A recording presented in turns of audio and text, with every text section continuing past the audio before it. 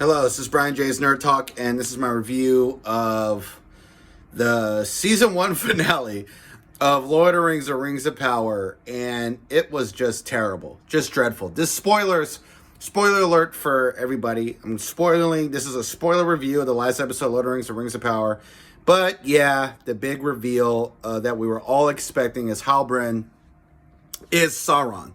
Yes, Halbrand is Sauron. We knew he was Sauron since the earlier episodes. He's been Sauron. We knew that already. And the reveal was so terrible because it makes all the elves look fucking stupid. All the elves look stupid. Galadriel looks like a fucking idiot. She saved his ass in episode 2, I think. She saved him. And she didn't know he was Sauron the whole time. She should have known. I think she kind of knew in the Silmarillion. I don't remember if she knew, but she knew something was off about the guy who was in Numenor, influencing the king and convincing him to mess up his whole kingdom, and then leading to the fall of Numenor and all that stuff. Like she knew something was off about him, from what I remember. And also other elves knew it was Sauron, but other elves didn't know, or they just allowed themselves to be delusional.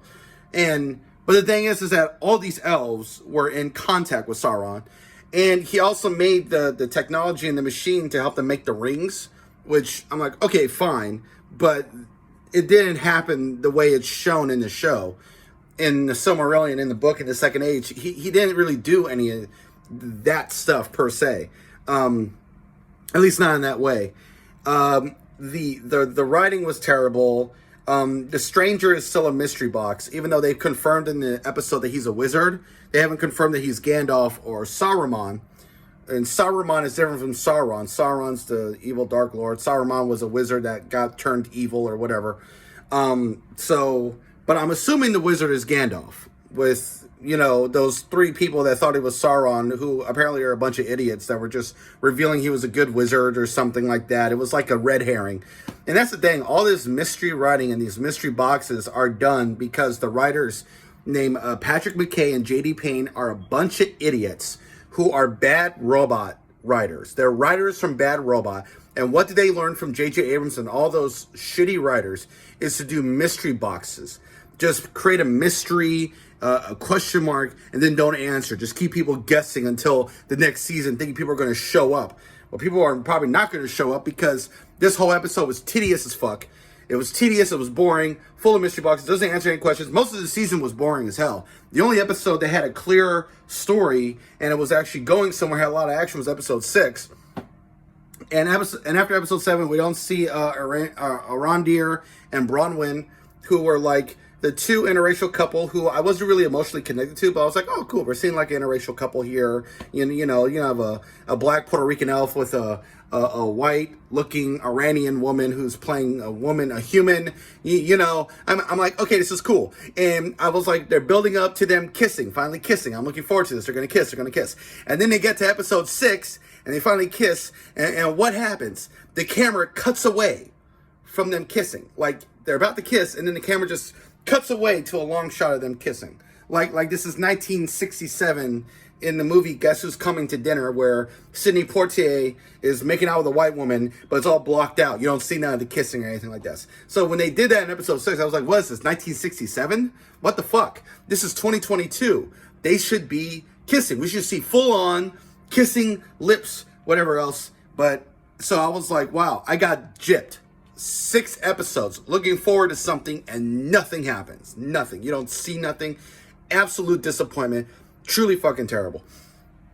But at least that episode had good action, right? A good battle scene, action sequence, and all that. That was cool, even though some of the battle scenes were really bad. Like, it was so awkward, stupid. Like them using a chain and they're on horse and just gonna knock down orcs like they're fucking bowling pins or whatever else. I'm like, that was done in season 7 of The Walking Dead, and it was terrible back then, and it's still terrible now. Like, this was, when did season 7 of The Walking Dead even premiere? 2016? Yeah, it was, no, that episode premiered in 2017, early 2017. That was five and a half years ago. 5 years ago, that was terrible. Now it's bad, especially when you're spending $467 million. Like, how expensive is a Walking Dead season, right? Is it like 90 million, 100 million? Is half of that money really going to Norman Reedus? I don't know. But here we got Rings of Power, $467 million. And it's even worse than the last few seasons of The Walking Dead. Like, this is terrible, man. This is a terrible, disappointing, awful, awful season. Lord of the Rings, The Rings of Power is the most expensive blunder I have ever witnessed in my life. Like, this is the Cleopatra for epic, big budget fantasy shows, fantasy TV. This is the Cleopatra of this shit. This first season cost $467 million, and it was just dreadful. Just truly terrible. So what do I give this last episode? I give it a 3 out of 10. It's so bad it makes episode 7 and 6 look even worse. I give episode 6 a 6 out of 10. Episode 7 gets a 5. And episode 8, the last episode, gets a 4 out of 10. What is my overall rating for... No, what do I give the last episode? I guess I give it a 3 out of 10. Not 4 out of 10. But what is my overall rating for the first season of Lord of the Rings, The Rings of Power? I give it a 4 out of 10. Terrible. Terrible. They need to fire the showrunners in the middle of season 2, replace them with other people, finish season 2. If people like it, then I guess give it a season 3. But if I was Jeff Bezos, I would just cancel Lord of the Rings and just get rid of Prime Video, because he just employed a bunch of fucking people that don't know what they're doing. Really. I mean, I hope Peripheral is good, but I don't trust Jonathan Nolan and Lisa Joy. Lisa Joy is a beautiful woman, and she's smart. She seems to be a good writer, might be a good director someday, but she and her husband are a bunch of hacks. Like, Jonathan Nolan, without his brother, he really sucks. Westworld is a clusterfuck. I like season 4, but it's a clusterfuck, and I want it to end. You know, I'm just... Oh, man. Yeah, Lord of the Rings, The Rings of Power really sucked. It sucks that we still get some bad shows, but at least House of the Dragon is amazing. And this is my review of Lord of the Rings, The Rings of Power, the season 1 finale. It's terrible. I give the last episode a 3 out of 10. I give all of season 1 a 4 out of 10. And this is my review. This is Brian J's Nerd Talk. And I'll talk to y'all later.